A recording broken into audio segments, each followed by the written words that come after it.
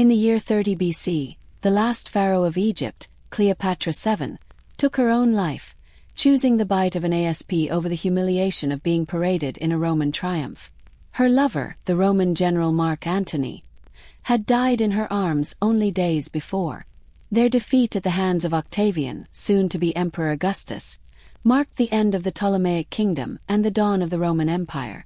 In the chaos that followed, their story was rewritten by the victors, and their final resting place, a tomb said to be filled with unimaginable treasures, vanished from history.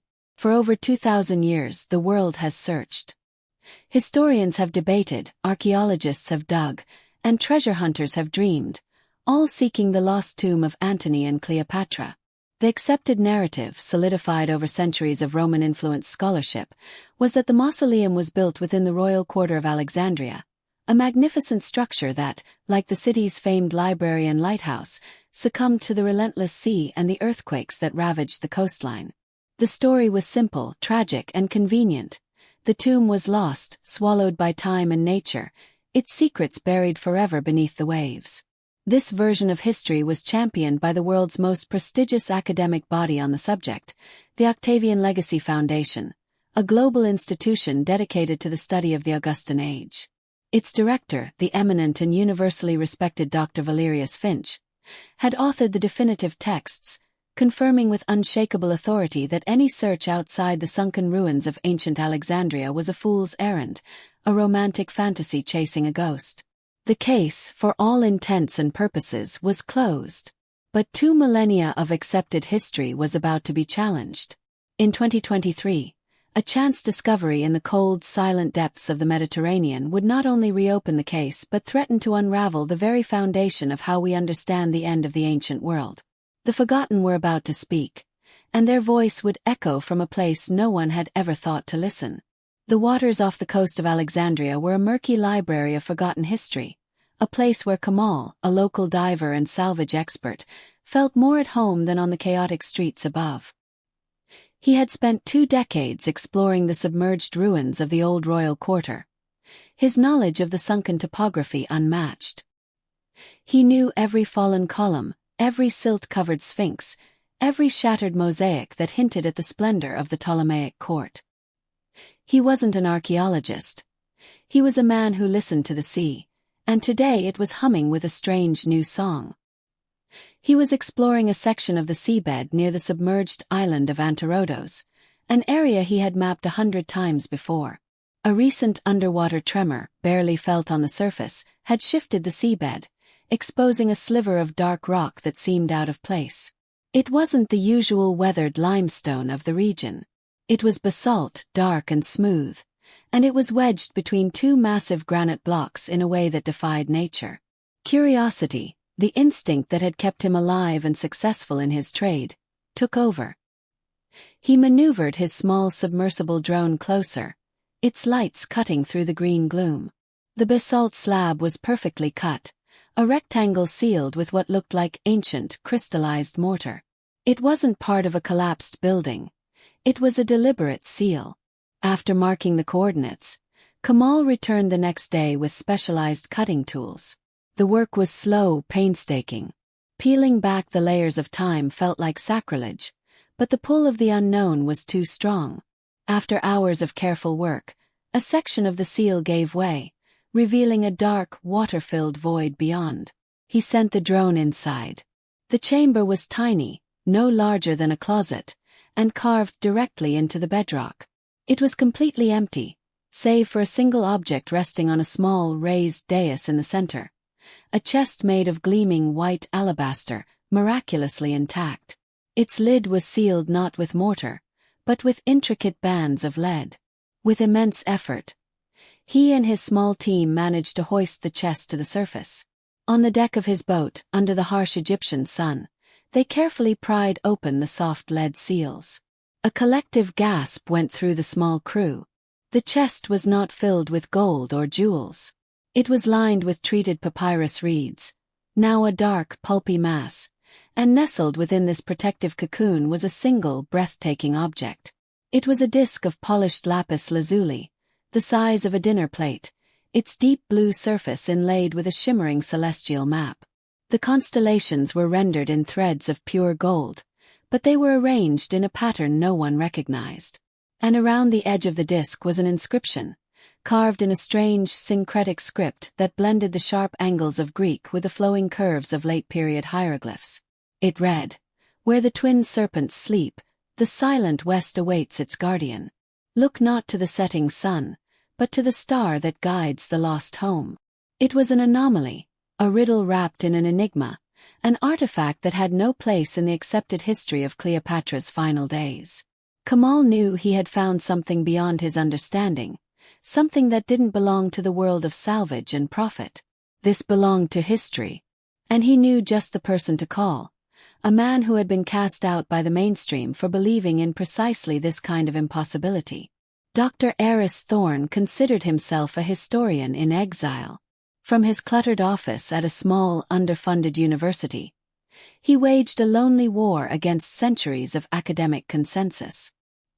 His career had been derailed years ago by his radical theory concerning Cleopatra's tomb. While the world, led by the authoritative voice of Dr. Valerius Finch and the Octavian Legacy Foundation, looked to the sunken ruins of Alexandria, Eris had turned his gaze westward, toward the desolate, wind-swept temple complex of Taposiris Magna. His research, based on fragmented Ptolemaic tax records and obscure religious texts, suggested that Cleopatra, a master of symbolism, had planned a ritualistic burial far from the Roman-controlled capital, a place linked to the cult of Isis and Osiris, where her death could be framed not as a defeat, but as a divine transformation. The academic community had ridiculed him. Finch himself had publicly labeled his work a desperate grasp for relevance, untethered from archaeological reality. Eris was ostracized, his funding dried up, and he was left to teach introductory courses while his life's work gathered dust. He was nursing a lukewarm coffee, staring at a satellite map of the Taposiris Magna site on his monitor, when his phone buzzed. It was an old contact, a curator at the Alexandria National Museum, a man who owed him a favor and who knew of his unconventional theories. The curator's voice was hushed, electric with excitement. He spoke of a diver named Kamal, a sealed underwater chamber, and an alabaster chest. He described the lapis lazuli star chart and, most importantly, the inscription, "The silent west awaits its guardian." For Eris, the words landed like a physical blow, knocking the air from his lungs. The silent west. It was a direct echo of a phrase he had found in a Ptolemaic hymn to Isis, referring to the land beyond the Nile Delta as the goddess's sacred kingdom of transition. For years, he had built a case on whispers and shadows, on circumstantial evidence and intuitive leaps that his peers had dismissed as fantasy. Now, a solid physical object had surfaced from the depths, a 2,000-year-old key that seemed forged specifically for the lock he had spent his life trying to pick. A fierce, vindictive energy surged through him. The doubt and ridicule he had endured for so long coalesced into a single burning point of focus. This was it. This was his vindication. Within hours, he had booked a flight to Cairo, draining his meager savings account without a second thought. As the plane ascended, leaving his gray, provincial life behind, he clutched the grainy photo of the star chart on his phone. He wasn't just chasing a theory anymore. He was answering a summons from the past, a call from a forgotten queen that had finally, after 2 millennia, found its recipient. The game had changed, and he knew, with a certainty that chilled him to the bone, that this discovery would not just rewrite history. It would ignite a war over who gets to control it. The air in the back room of the Alexandria National Museum was thick with the scent of old stone and controlled humidity. Before him, on a velvet-lined tray, lay the star chart. Dr. Eris Thorne stared at it, his mind racing, trying to divorce the raw, emotional thrill of the moment from the cold, analytical process the object demanded. It was more magnificent than the photographs had conveyed. The lapis lazuli was of the highest quality, likely from the famed mines of Badakhshan, a sign of immense wealth and royal commission. The gold inlays were not just threads but precisely shaped figures, each star in the alien constellations formed with the care of a master jeweler. This was no mere decorative plate. It was a sophisticated astronomical instrument, a piece of technology and art fused into one. His first task was to decipher the star pattern. He photographed it from every conceivable angle, feeding the images into a specialized archaeoastronomy software on his laptop. The program cross-referenced the patterns against known celestial charts from every major ancient civilization: Egyptian, Greek, Babylonian, Roman. For hours the computer churned, finding no matches. Eris felt a familiar knot of frustration tighten in his stomach. Was Finch right? Was this just some bizarre cultic object, a dead end? Then, acting on a hunch, a flicker of intuition he had learned to trust above all else, he reconfigured the search parameters. He told the software to stop looking for a map of the sky as seen from Earth. He instructed it to invert the perspective, to search for a pattern that would only be visible if one were looking at the solar system from a fixed point far outside it, and to treat the stars not as celestial bodies, but as waypoints on a terrestrial map. The computer began a new search, and this time it found a match. A weak one, but a match nonetheless. The alignment on the disk corresponded to a planetary and stellar configuration that would have been visible in the skies over Egypt in the late summer of 30 BC. But more importantly, when overlaid on a topographical map of the Nile Delta, the golden stars on the chart lined up perfectly with a series of pre-Ptolemaic temples and shrines, creating a direct path leading from Alexandria westward. The final star, the one referenced in the inscription as the one that guides the lost home, fell directly upon the high ground where the main temple of Taposiris Magnus stood. Eris's heart hammered against his ribs. It was a map. A secret, symbolic map to his exact location. The inscription was the final confirmation. Where the twin serpents sleep. Cleopatra and Antony. The silent West awaits its guardian. The sacred lands of Isis, with Cleopatra as her earthly incarnation, the guardian. The entire artifact was a piece of Ptolemaic religious defiance, a final, coded message of their divine journey to the afterlife, hidden from their Roman conquerors. He now had the what, the where, and the how. The next step was to find the when, the specific construction details of the site that might point to a hidden tomb. For that, he needed access to the Roman engineering corps archives, detailed records of all construction, demolition, and land surveys conducted in Egypt following the conquest. And there was only one place in the world to find those: the private, climate-controlled vaults of the Octavian Legacy Foundation in Rome. He knew what a request from him would trigger. It would be an alert, a flare sent up in the heart of his enemy's territory. He drafted the email, his fingers hovering over the send button. He was no longer just a researcher. He was an intruder, about to knock on the door of the very institution that had built its reputation on the tomb being lost forever. He was about to tell them he had found a map to a place they insisted did not exist. The click of the mouse was deafening in the silent room. The message was sent. The war had officially begun. The response from the Octavian Legacy Foundation came faster than Eris had anticipated.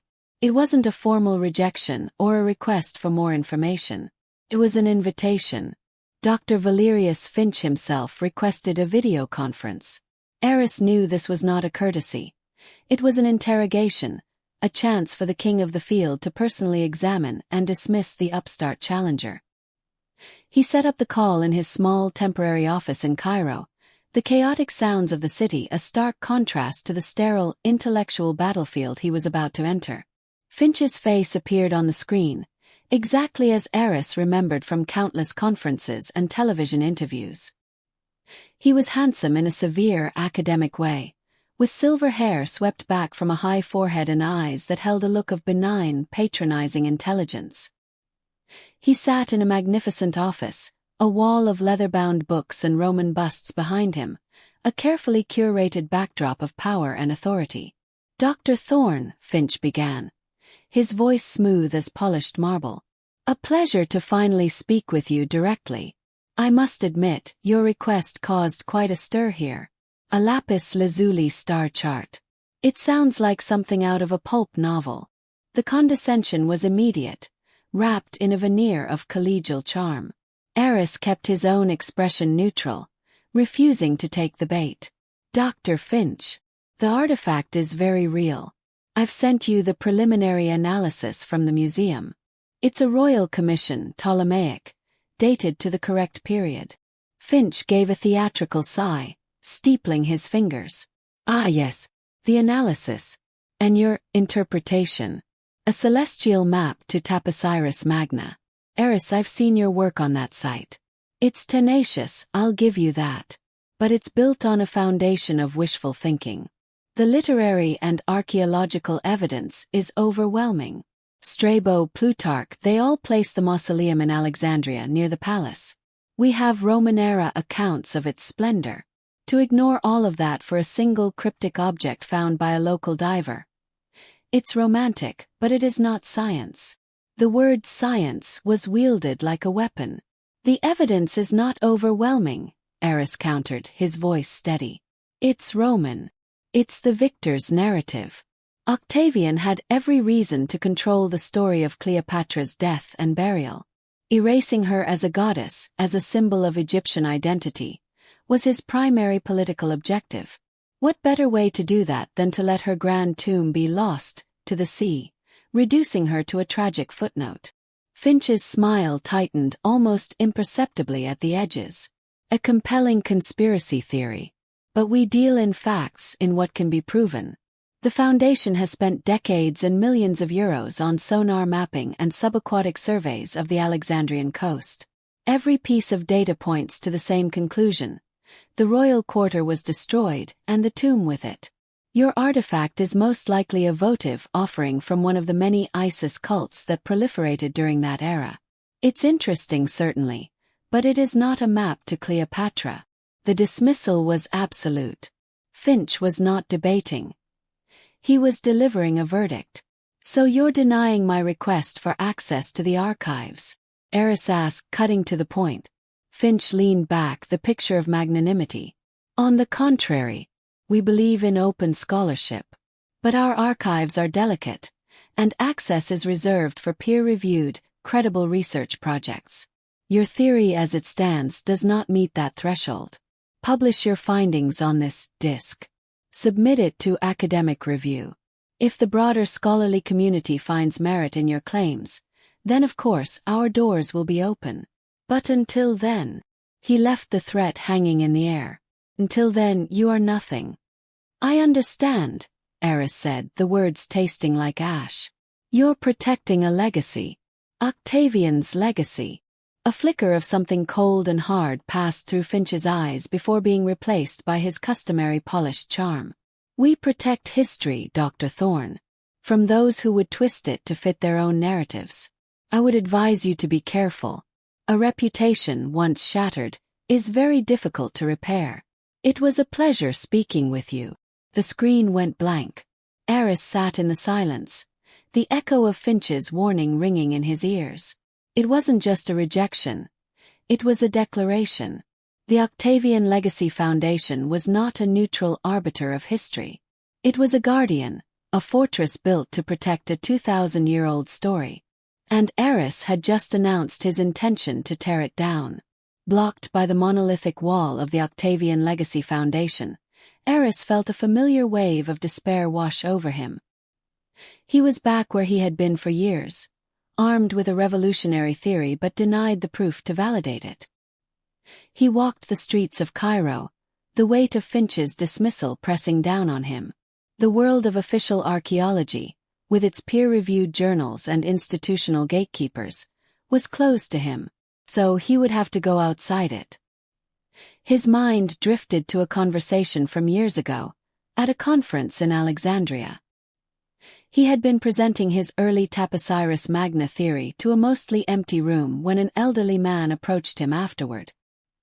He was not an archaeologist, but a Coptic scholar, a keeper of one of Egypt's oldest Christian communities.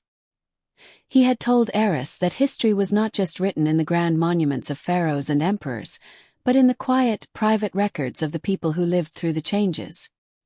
He spoke of family libraries, of papyrus scrolls passed down through generations, hidden from Roman, then Byzantine, then Islamic authorities, a river of history flowing beneath the official narrative. The scholar's name was Youssef, and Eris had kept his card. It was a long shot, a desperate gamble, but it was the only one he had. He found the number and made the call. Yusef remembered him instantly. When Eris explained his predicament, the old scholar's voice grew quiet. He invited Eris to his family home in Old Cairo, a place where time seemed to have stopped a century ago. Yusef led him not to a library of bound books, but to a dry, cool cellar filled with dozens of clay jars, each sealed with wax. "My family were scribes," Yusef explained, his voice a soft rasp. "They served the Ptolemies. When the Romans came, they understood that knowledge was a liability. They began to keep two records, the official one for the new masters, and the true one for themselves." For 2 days, Eris and Yusef worked in the dim light of the cellar, carefully unsealing jars and examining the fragile scrolls within. Most were tax records, legal documents, family histories. It was fascinating but not what Eris needed. Then, in the very last jar they found it. It was a bundle of papyri, wrapped in linen. The script was not formal Greek or Demotic, but a messy, hurried Latin. It was a private letter, a copy made by a scribe for his own records. The letterhead was simple: Gaius Proculius to his beloved brother Lucius in Rome. Eris's breath caught in his throat. Gaius Proculius. He was a trusted friend of Octavian, the very man the future emperor had sent to capture Cleopatra alive in her mausoleum. History records that he failed, that she managed to take her own life before he could secure her. But this letter told a different story. It was dated a month after Cleopatra's death. Proculius wrote of his pride in serving Octavian, but also of a deep, haunting unease. He described his first mission, the attempt to seize the queen, as a public spectacle, a piece of theater for the history books. But then he spoke of a second secret mission, one known only to him, Octavian, and a handful of loyal men. The imperator, in his wisdom, the letter read, decreed that the witch should not have her monument. Her cult is a poison in this land, and a grand tomb would only become a shrine for rebellion. He ordered me to oversee the damnatio memoriae, the damnation of her memory. We took her body, and that of the General Antony, under the cover of night. The public funeral was a sham, an empty sarcophagus buried with ceremony. Their true remains were transported west, to a place of desolation sacred to their serpent goddess. The scroll trembled in Eris's hands. This was it. The confession. The missing link. The explicit proof of a deliberate cover-up, ordered from the very top. Proculius went on to describe the construction of a simple, unmarked tomb, dug into a cliff face and sealed with Roman engineering to look like natural rock. He wrote of his disgust at having to handle the bodies of Rome's enemies, but also of a strange, grudging respect for the dead queen's defiance. The letter ended with a final chilling detail, a clue that made Eris's blood run cold. We aligned the entrance with a fissure in the rock that, from a distance, resembles the eye of their hawk god. Final irony. Her own goddess will stand eternal guard over her forgotten grave, a secret only the stones will keep. The eye of Horus. He had the why, Octavian's political strategy. He had the where, Taposiris Magna. And now he had the how to find the entrance. It wasn't a marking on a map. It was a feature of the landscape itself. The letter from Gaius Proculius was the Rosetta Stone for Eris's quest. It transformed his theory from a well-argued hypothesis into a certainty. The pieces, once scattered and disparate, now snapped into place with breathtaking clarity. The lapis lazuli star chart was not a primary map for finding the tomb, but a key to a pre-existing plan. It was likely a contingency, created by Cleopatra's loyalists, to be used to locate the site for a future ritual reclamation, a plan that was never realized. The true map was the landscape itself, and the centurion's letter was the legend. The silent west was Taposiris Magna. The guardian was Cleopatra herself, interred in the sacred lands of Isis. And the entrance was marked by a rock formation resembling the eye of Horus. The deception was brilliant in its scope and simplicity. Octavian hadn't destroyed the tomb. He had erased it. He had created an informational void, a mystery that he knew the desert sands and the shifting seas would eventually obscure completely. The Grand Mausoleum in Alexandria, which Proculius's letter confirmed was a real structure, was left as a decoy. Whether it was later destroyed by earthquakes or simply fell into ruin didn't matter. Its purpose was to draw the eyes of history to the wrong place, to become the focus of a fruitless, multi-generational search. And it had worked perfectly for 2,000 years. The greatest irony, Eris thought, was the role of the Octavian Legacy Foundation. He now saw Dr. Valerius Finch not merely as an academic rival, but as the modern incarnation of Gaius Proculius. Finch wasn't just a historian. He was a custodian of the original deception. The foundation, dedicated to preserving the pristine, benevolent image of Augustus as the glorious founder of the Roman peace, could not allow this secret to be revealed. To admit that their hero's reign was founded on such a profound and cynical act of cultural warfare, the deliberate erasure of a rival's memory and divinity, would tarnish the Augustan legacy they had so carefully polished. Their immense resources, their control over archives and archaeological sites, their public authority, it was all a sophisticated apparatus designed to enforce the 2,000-year-old lie. Eris now understood the cold look in Finch's eyes. It wasn't just academic disagreement. It was the look of a guardian whose sacred trust was being threatened. Armed with this new understanding, Eris began to work with a feverish intensity. He used the Proculius letter, cross-referencing its details with high-resolution satellite imagery of the cliffs surrounding the Taposiris Magna temple. He spent hours scanning the rock faces, looking for any formation, any shadow, any pattern that could be interpreted as an eye. It was maddeningly difficult.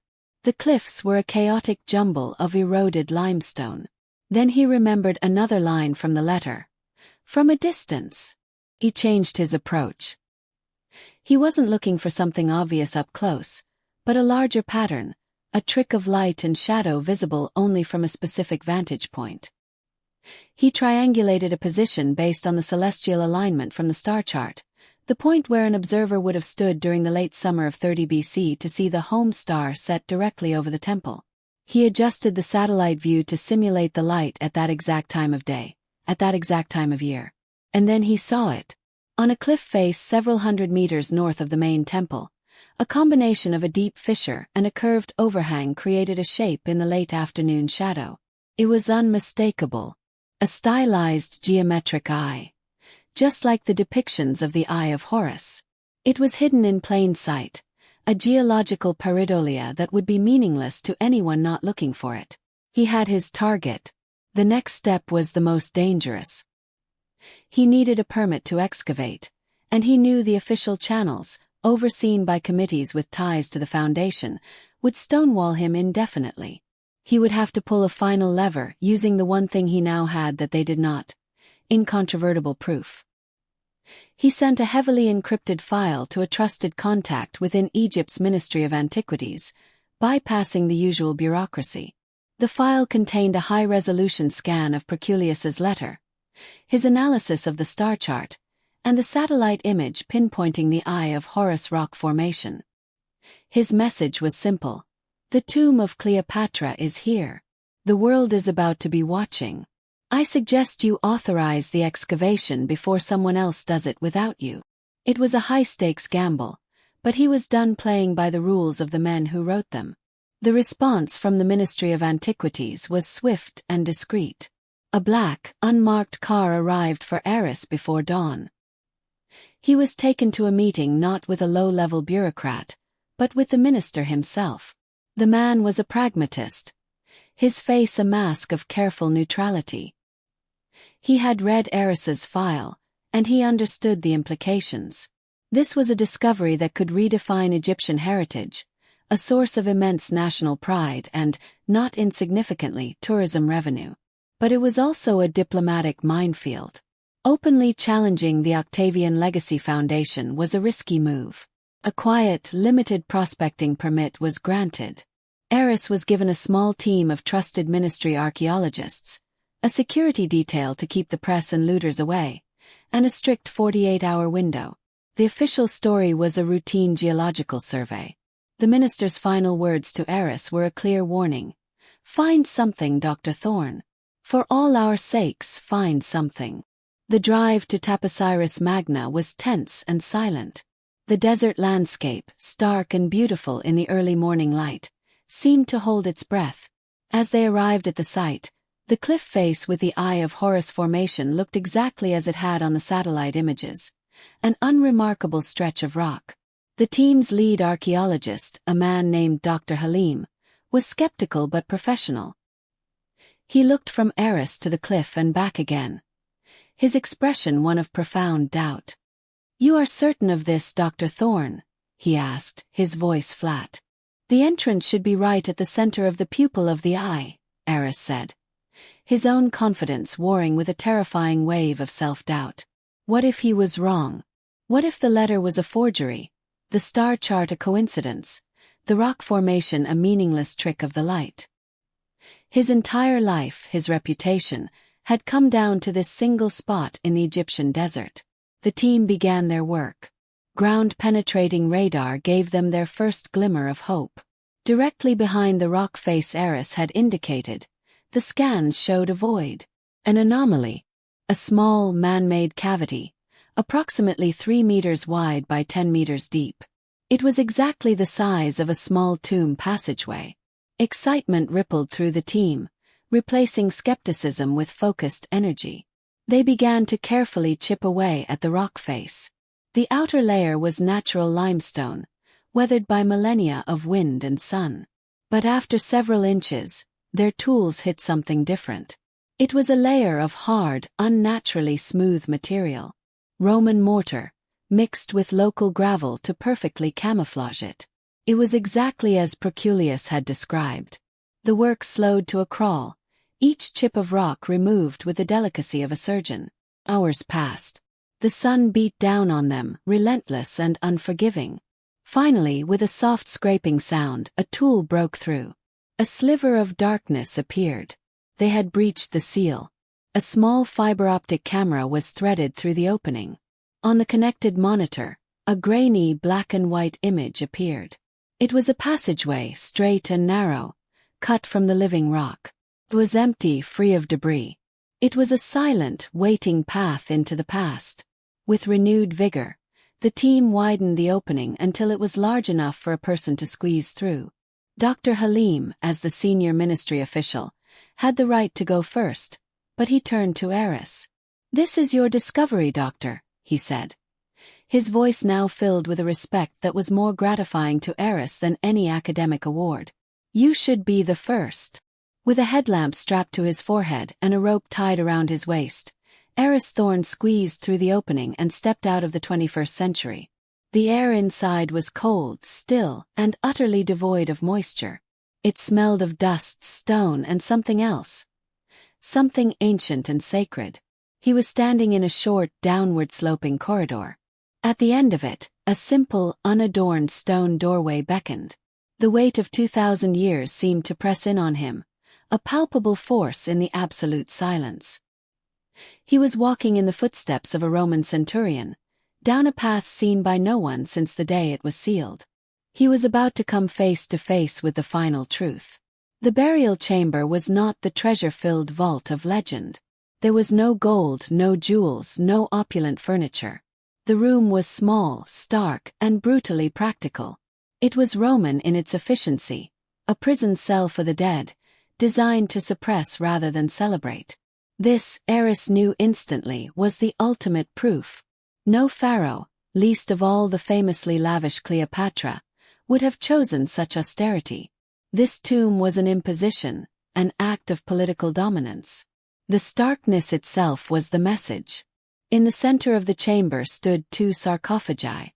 They were made of simple, unadorned granite, placed side by side on a low stone plinth. There were no names, no titles, no hieroglyphs identifying the occupants. They were anonymous, meant to be forgotten. The team slowly filed into the chamber behind Eris, their headlamps cutting sharp beams through the darkness. A hushed awe fell over them.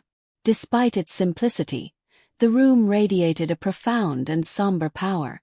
With extreme care, using specialized levers, the team lifted the heavy lid of the first sarcophagus. Inside, preserved by the perfectly arid and sealed environment, lay the skeleton of a large man. Remnants of what looked like a Roman military cloak, now little more than dark, brittle threads, clung to the bones. Around the neck was a simple iron chain. It was Antony. The second sarcophagus was opened with even greater reverence. The skeleton within was smaller, more gracile. On its skull, almost perfectly preserved, was a diadem. It was not made of gold but of bronze, fashioned into the shape of a rearing cobra, the uraeus, the symbol of Egyptian royalty and divinity. Cleopatra. She had been buried not as a Roman captive, but as a pharaoh, a final secret act of defiance by those who had interred her. This alone was a monumental discovery, enough to rewrite the history books. But Eris felt a nagging sense that something was still missing. The tomb felt too plain, too completely Roman. Cleopatra and her loyalists, even in defeat, were masters of symbolism. Would they have allowed her final message to be one of utter subjugation? His eyes scanned the bare plaster walls, which were cracked and discolored with age. He ran his hand over the surface near the sarcophagi. Behind one of the larger cracks, the plaster felt different. "Hello." He tapped it gently. A faint, resonant echo answered. "There's something here," he whispered. "Behind the wall." Carefully, the team's restoration expert began to chip away at the Roman plaster. It fell away in dusty chunks, revealing another, older layer of plaster beneath. And on that layer there was color. As more of the outer wall was removed, a breathtaking image was revealed. It was a fresco, painted in the vibrant style of the Ptolemaic court, hidden from Roman eyes. It depicted the goddess Isis, her face a perfect, undeniable portrait of Cleopatra. Beside her stood Osiris, lord of the underworld, his face bearing the unmistakable, rugged features of Mark Antony. They were not depicted as defeated mortals, but as gods, triumphant in their transition to the afterlife. And beneath their feet, painted in a delicate line of Greek text, was the queen's final unheard message to the world. Auden basileminii, Allahi agape diarchii para apo ten nemen tu nikete. Eris translated the words aloud, his voice thick with emotion. No kingdom lasts, but love endures beyond the victor's memory. This was the true secret of the tomb. Not treasure but a testament. A declaration that their story, their love, and their divinity would outlast the empire that had tried to erase them. At that moment a secure satellite phone rang. It was for Eris. On the screen, the face of Dr. Valerius Finch appeared, summoned by the ministry for an immediate consultation. His expression was a mask of controlled fury. "Thorne," he began, his voice dangerously low. "What is this I'm hearing? A geological survey has uncovered a tomb." Eris turned his own phone's camera around, slowly panning across the chamber, lingering on the two open sarcophagi, and finally, settling on the magnificent hidden fresco. "It's more than a tomb, Valerius," Eris said, the weight of his vindication giving his voice a steel edge. "It's a confession. Octavian's confession. He didn't lose the tomb, he hid it. He buried them as nobodies to erase their legacy. And your foundation? You weren't preserving history. You were standing guard on a 2,000-year-old crime scene."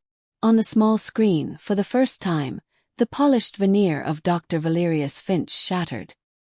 His face went pale, his eyes wide with the horror of exposure.